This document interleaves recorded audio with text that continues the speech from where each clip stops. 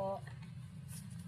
Ito po si Mark Anthony Espirito na inihingi ko po ng konting tulong po para po sa financial po niya. Sana po matulungan niyo siya. Sir Roel Lipat.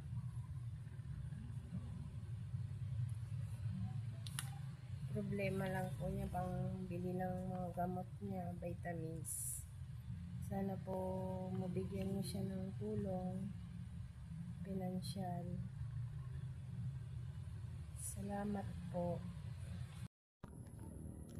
Hi guys, welcome to my vlog. This is G. Franco, Heart of Olonga po, na bumabati ng magandang buhay kahit alam natin na napakahirap ng buhay. So for today's video guys ay bibigyan lang natin ng karagdagang kwento ang buhay ni Mark. Siya po ay 19 years old at kung makikita po natin ay para pa rin po siyang bata dahil po sa edad niya at sa sakit niya. 19 years old na po siya at humihingi ng tulong pinansyal. May hawak pong reseta ang kanyang nanay pero hindi po nabasa kung ano pong klaseng reseta.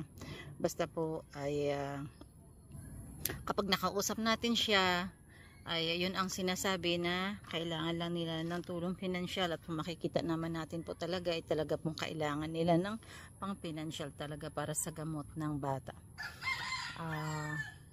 Minsan po ay nagchat sa atin yan at nabasa natin, naipasa natin doon kay Sis May 17 Ilocana. Pero ginagawa ng paraan po para makausap ng personal. Si Beth po, si Priano ay malapit po siya sa Ordaneta, Pangasinan.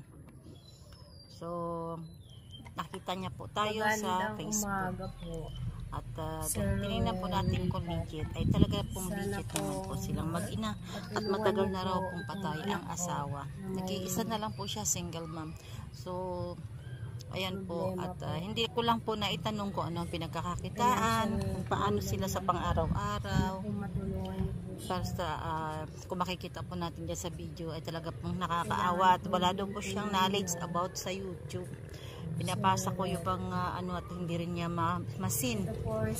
So sa kabutihang palad po ay nakarating kay Sir Wilipat ang kanyang hinaing sa buhay. Kaya hintayin lang po natin at mabibigyan din po siya ng tulong ni Sir Roel. So God bless guys. Please support Team Roel Lipat.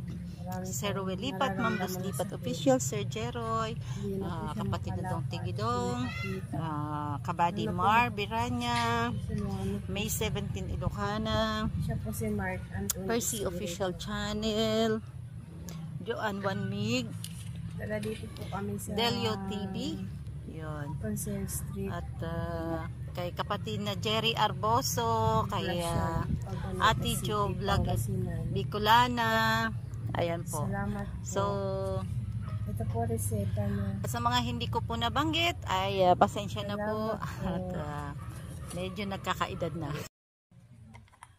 Magandang umaga po, Sir Roel Lipat. Sana po matulungan niyo po itong anak ko na may problema po. Financial problem lang po. Sana po matulungan niyo po siya. Kailangan po niyo ng tulong niyo, Sir Roel. Ito po reseta po na kailangan po namin bilhin yan. Sana po matulungan niyo po siya. Siya po ay 19 years old na po siya. Marami pong nararamdaman na sakit. Hindi na po siya makalakad, hindi makakita. Tulungan niyo po siya.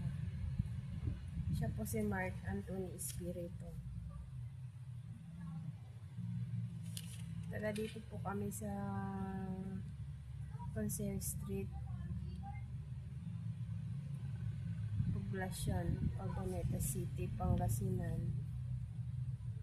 Salamat po. Ito po reseta niya. Salamat po.